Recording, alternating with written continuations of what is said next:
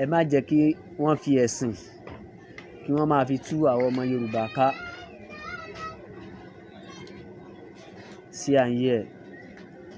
Koiki Media bring the world closer to your doorstep. Orílẹ̀-èdè Yorùbá no going back. God bless Yorùbá nation. God bless Yorùbá land. God bless gbogbo àwọn tí wọ́n jí páwọn ò ṣe Nàìjíríà mọ́. Páwọn fẹ́ kí ọmọ Yorùbá dá dúró gẹ́gẹ́ bí orílẹ̀-èdè. Kí á ní ọlọ́pàá tiwa lọ́tọ̀, kí á ní sójà tiwa lọ́tọ̀, kí á ní gbogbo fọ́ọ̀sì tiwa lọ́tọ̀ gẹ́gẹ́ bí country. Ni kò fi ní sí ẹni tí yóò máa fìyà jẹ wá lọ́nà tí ó tọ́. Ṣẹ́yìn mọ̀ pé Nigeria is a group country.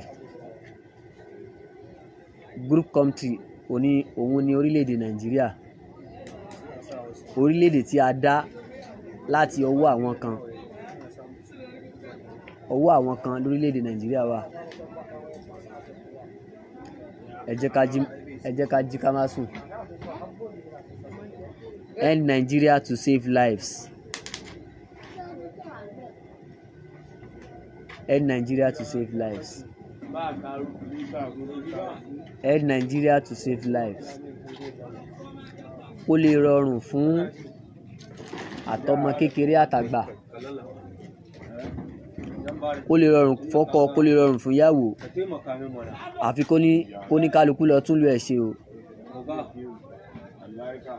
Kó lè rọrùn fọ́kọ, kó lè rọrùn fọ́mọ. Kí security lè wà. Kí good life lè wà. Àfi kí oníkálukú kó lọ tún lu ẹ̀ ṣe.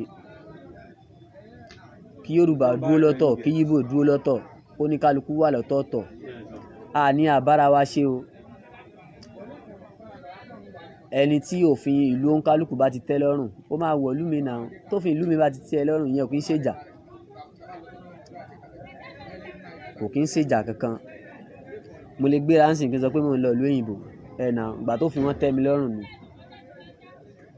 Ẹnìkan ò kàn ní máa wá láti ìlú kan kó máa wá kó wá máa sọ fún wa pé ìgbà tá a ti jẹ́wọ́ Nàìjíríà dandan òun gbọ́dọ̀ wá sí ibà yìí. End Nigeria to save lives. Koiki Media bring the world closer to your doorstep. Mo kí gbogbo àwọn ọmọ Yorùbá káàkiri àgbáláyé ibikíbi tẹ́nìkọ̀ọ̀kan wá bá wà. Ọlọ́run Elédùmarè ó máa wà pẹ̀lú wa o. A ní wára wa tì. Àdúrà wa máa gbà.